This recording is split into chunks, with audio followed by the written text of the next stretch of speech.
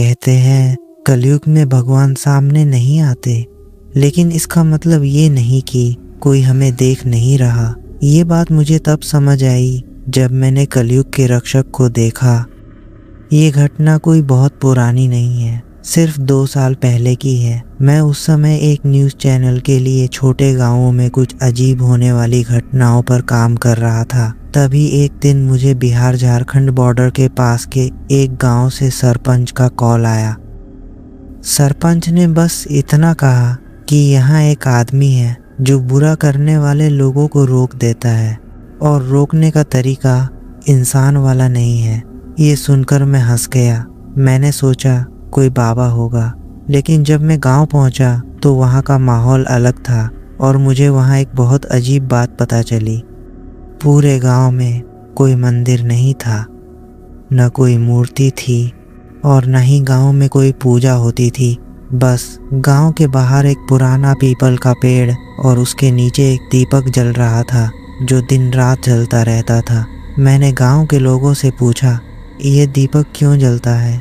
तो एक बूढ़ी औरत बोली, दीपक इसलिए जलता है ताकि वो रास्ता न भूले। मैंने पूछा कौन रास्ता न भूले? तो वो बोली, कलयुग का रक्षक। मेरे कुछ समझ में नहीं आया, पर मैं इतना तो समझ गया था कि इस गांव में कुछ तो चल रहा है। तो पता लगाने के लिए मैंने रात को वहीं रुकने का फैसला किया। रात के करीब 1:30 बजे तक पूरा गांव सो चुका था। सबके घरों की लाइट बंद हो चुकी थी। तभी मुझे दूर से किसी के चलने की आवाज़ आई। आवाज़ सुनकर लग रहा था कि कोई बहुत भारी कदम से चलकर आ रहा है, जैसे वो कोई इंसान नहीं बल्कि कुछ और चल रहा हो। मैंने खिड़की से देखा तो मुझे एक आदमी दिखा। वो देखने में इंसान नहीं लग रहा था। वो लंबा था, उसका शरीर बहुत भारी था, बिल्कुल पहलवान जैसा, पर उसका सर नीचे झुका हुआ था। चेहरा दिख नहीं रहा था। वो सीधे उस घर के सामने जाकर रुका जहां दिन में मैंने देखा था कि एक आदमी अपनी बीवी को पीट रहा था। अचानक उस घर से एक चीख निकली, लेकिन वो दर्द की नहीं थी, वो डर की चीख थी। तभी उस घर का दरवाज़ा खुला और वो आदमी घुटनों के बल गिर गया। मैंने साफ सुना था कि वो आदमी रोते हुए बोल रहा था, मुझे माफ कर दो, मैं दोबारा ऐसा नहीं करूंगा। लेकिन बाहर खड़ा वो आदमी एक शब्द नहीं बोला। बस उसने अपना सिर थोड़ा ऊपर उठाया। सिर उठाते ही जो आदमी माफ़ी मांग रहा था, उसी पल उस आदमी की आवाज़ बंद हो गई और उसकी आंखों से खून निकले लगा। वो बहुत तड़पने लगा, दर्द से चीखने लगा और रक्षक आदमी वहाँ से अचानक गायब हो गया। रात को ये नज़ारा देखकर मेरे तो होश उड़ गए।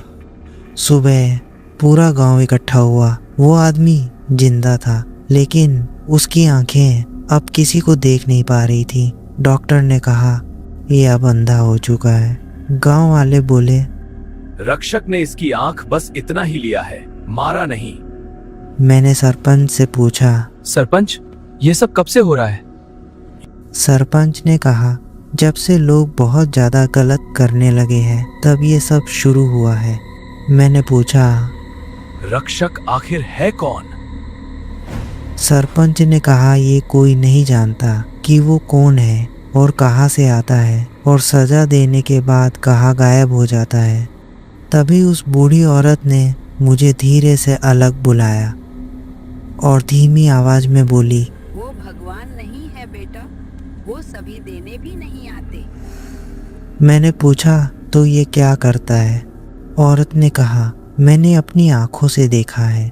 वो तो बस संतुलन रखने आता है ताकि पाप इतना न बढ़ जाए कि दुनिया खत्म हो जाए। मैंने आखिरी सवाल पूछा, अगर कोई बहुत बड़ा पाप करे तो क्या होगा? औरत ने पीपल के पेड़ की तरफ देखा और कहा, जो आदमी बड़ा पाप करेगा तो वो रक्षक उस आदमी को अगला जन्म भी नहीं लेने देगा। ये सब देख फिर मैं वहाँ नहीं रुका और सुबह ही मैं उस गांव से निकल गया। आज 2 साल हो चुके हैं, लेकिन हर बार जब मैं किसी बहुत बड़े अन्याय के बारे में सुनता हूँ और खबर आती है, कोई वजह नहीं, अचानक सब बदल गया, तो मुझे वही चेहरा याद आता है जो मैंने ठीक से देखा नहीं था। और अगर तुम ये कहानी सुन रहे हो तो सोच रहे होंगे ये सब बकवास है, तो बस एक बात याद रखना, कलयुग में भगवान चुप हैं, लेकिन रक्षक आज भी दुनिया में घूम रहे हैं और वो किसी का नाम लेकर नहीं आता।